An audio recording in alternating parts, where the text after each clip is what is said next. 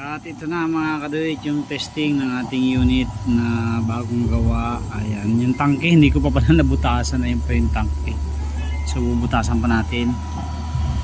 Ayan oh, lumlo po siya oh. So,